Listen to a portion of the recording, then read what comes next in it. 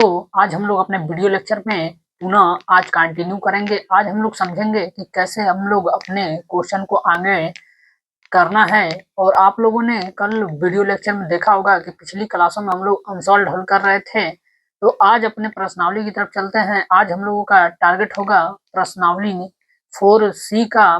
और उसको पढ़ने से पहले आप लोगों को इसमें आप लोग को कुछ जानकारी हासिल होना चाहिए। तो आइए उसके बेसिक इंट्रोडक्शन के पहले जान लेते हैं उसके बारे में कि ये आखिरकार में आप लोगों को करना कैसे क्वेश्चन में। तो पहले समझते हैं। आप लोग को इसमें लिखा गया होगा कि द्विघात समीकरण को हल करने की विधियां, यानी कि द्विघात समीकरण को आपको कैसे हल करेंगे। तो आप लोग को अगर द्विघात समीकरण अगर आप लोग को हल करना है तो आप लोग को इसमें विधियां मालूम होनी चाहिए कि द्विघात समीकरण को आप लोग कितने तरीके से हल कर सकते हो। तो ये इसी के बारे में हम लोग को जानना है। तो याद रखिएगा, द्विघात समीकरण को आप लोग मुख्यतः 3 विधियों से हल कर सकते हैं और तीनों विधियों का नाम आप लोग को मालूम होना चाहिए। तो यहाँ लिखा गया होगा आप लोग का कि द्विघात समीकरण को हल करने के मुख्यतः 3 विधियों का प्रयोग किया जाता है। यानी कि द्विघात समीकरण जब भी आप लोग हल करेंगे तो उसमें मुख्यतः 3 विधियों का प्रयोग करेंगे। कौन कौन सी विधि होती है? तो पहला आप लोग का होता है गुणनखंड विधि, यानी कि गुणनखंड विधि से हम लोग करेंगे। दूसरा होता है आप लोग का पूर्ण वर्ग बनाकर, यानी कि पूर्ण वर्ग बना के करेंगे। और तीसरा विधि होता है आप लोगों का जो वो श्रीधराचार्य सूत्र का, यानी कि हम लोग एक सूत्र है उसका यूज करके समीकरण को हल करते हैं। तो आप लोग को मालूम होगा कि आप लोग की बोर्ड की जो परीक्षाएं हैं वो वेरी इंपॉर्टेंट इस समय आ रही हैं, यानी कि वो नजदीक भी आ चुकी हैं। और आप लोग को मालूम होगा कि जो हम लोग का बोर्ड का पेपर है उसमें इसमें के क्वेश्चन ऐसे होते न हो कि बोर्ड में आप लोग को न दिए जाते हों। तो इसी के बारे में आप लोग थोड़े से ध्यान देते हुए इस प्रश्नावली को समझिए, इसमें है क्या। तो हम लोगों ने जाना है कि अगर द्विघात समीकरण अगर आप लोग को हल करना है, याद रखिएगा 3 विधि है आप लोगों के पास। तीनों विधियों में से किसी भी विधि का आप लोग यूज करके कर सकते हैं, लेकिन सवाल में आप लोग को जो बोलेगा उसी विधि का आप लोग यूज करिएगा। तो आप लोग के पास 3 विधि है, मैं एक बार पुनः रिपीट कर देता हूँ। पहला विधि का नाम है आप लोग का गुणनखंड विधि, और दूसरे विधि का नाम है पूर्ण वर्ग बना के, यानी पूर्ण वर्ग बना के कैसे करेंगे हम लोग। और तीसरा विधि है श्रीधराचार्य सूत्र। और आप लोगों का जो प्रश्नावली डॉक्टर मनोहरे बुक में प्रश्नावली 4C दिया है, याद रखिएगा वो प्रश्नावली बेस्ड है आप लोग का गुणनखंड विधि। यानी कि हम लोग सीखेंगे गुणनखंड विधि से आप लोगों का कैसे क्वेश्चन को करना है। तो आइए आज प्रश्नावली को स्टार्ट करते हैं। तो आप लोग इसका एक बार स्क्रीनशॉट ले सकते हैं और स्टार्ट करेंगे हम लोग 4C को।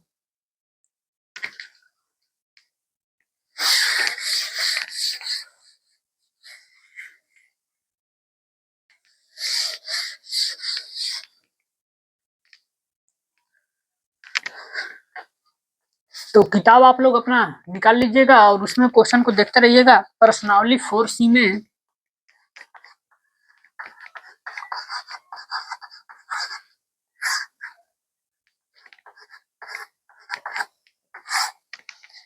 प्रश्नावली 4C में दिया गया है आप लोग को कि लघु उत्तरी प्रश्न, यानी कि लघु उत्तरी प्रश्न आप लोग को टाइप करके दिया गया है। बोला इसमें सवाल में कि निम्नलिखित द्विघात समीकरणों को गुणनखंड विधि से हल करना, यानी कि जो इस सवाल को आप लोग को हल करना है उसको गुणनखंड विधि से आप लोग हल करिएगा।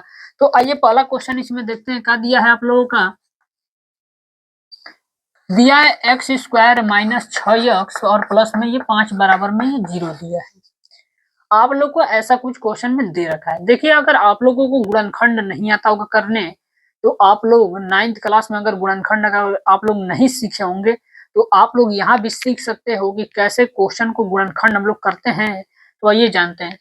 इसमें पहला स्टेप आप लोग का ये होता है कि जो x² का गुणांक होता है उसका लास्ट वाले पद में गुणा करते हैं।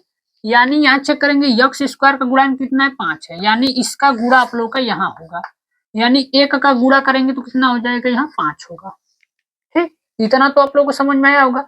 अब देखिए 5 को ऐसा आप लोग को 2 संख्याओं में सोचना पड़ता है जिसका गुणा करने पर तो यही संख्या आनी चाहिए आप लोग की, लेकिन जोड़ने या घटाने पे आप लोग का 6 होना चाहिए।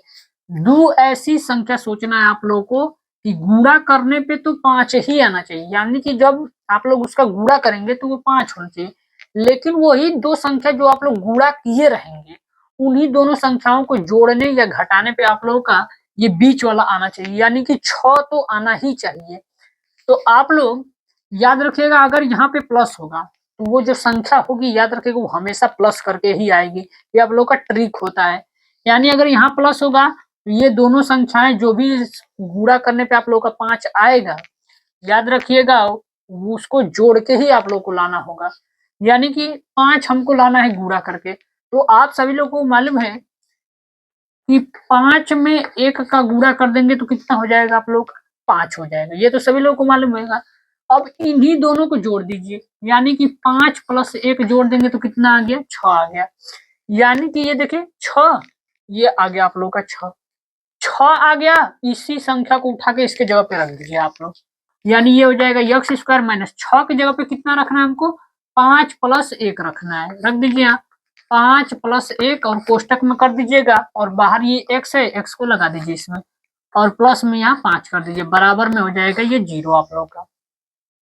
अब क्या करेंगे, इसका गुणा करेंगे इसमें, यानी ये हो जाएगा एक्स स्क्वायर माइनस 5 का x में गुणा होगा तो ये हो जाएगा 5 ही x, माइनस और प्लस ये माइनस हो जाएगा, 1 का गुणा करेंगे x में तो x हो जाएगा, और ये प्लस 5 है तो यहाँ प्लस का 5 रख दीजिए, बराबर में हो जाएगा ये 0 आप लोगों का। अब देखिए यहाँ कॉमन करेंगे। जब आप लोग को 4 टर्म दिए रहते हैं तो उसमें आप लोग 2-2 टर्म को अलग अलग कर लीजिए। मैं इन दोनों को अलग कर लेता हूँ, इन दोनों को अलग। इन दोनों में कॉमन देखेंगे तो कॉमन का मतलब होता है दोनों चीज में मिलना आप लोग का, दोनों चीज में क्या मिल रहा है आप लोग का। तो हमको क्या मिल रहा है, दोनों में एक्स एक्स दिख रहा है तो एक्स कॉमन हो जाएगा, इस एक्स का इसमें भाग देंगे आप लोग, तो यक्स से यक्स कट जाएगा तो एक बार यक्स बचेगा, ये एक्स से एक्स कट जाएगा तो कितना बचेगा, माइनस का ये 5 बचेगा। अब देखिए यहाँ पे माइनस रहेगा तो यहाँ माइनस उतारिएगा, प्लस रहेगा तो यहाँ प्लस उतारिएगा। अब इन दोनों में कॉमन तो कुछ आप लोग को दिख नहीं रहा होगा। याद रखिएगा जब आप लोग को कॉमन कुछ नहीं देता है, दिखता है, तो उसमें कॉमन आप लोग का जो होता है वो 1 होता है कॉमन, यानी इसमें जो कॉमन करेंगे हम लोग 1 कॉमन करेंगे, तो इसका माइनस और माइनस प्लस हो जाएगा, 1 का करेंगे तो ये यक्स हो जाएगा, माइनस और प्लस ये माइनस हो जाएगा, 1 का करेंगे 5 में तो ये 5 हो जाएगा, और बराबर में हो जाएगा ये 0 आप लोग का।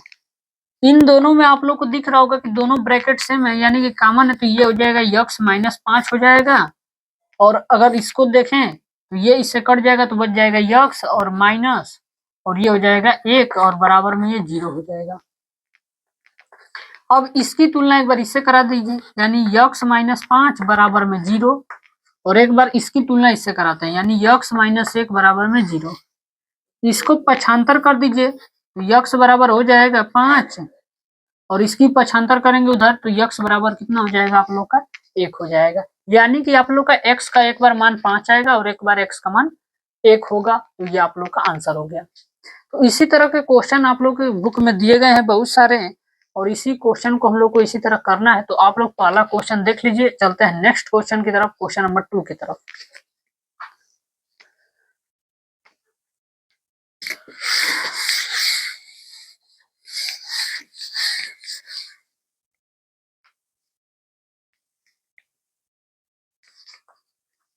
क्वेश्चन नंबर 2 में देखिएगा दिया हुआ है आप लोगों का अंडर रूट में 3x square minus plus 2x minus 8 under root में 3 बराबर में ये 0 दिया है।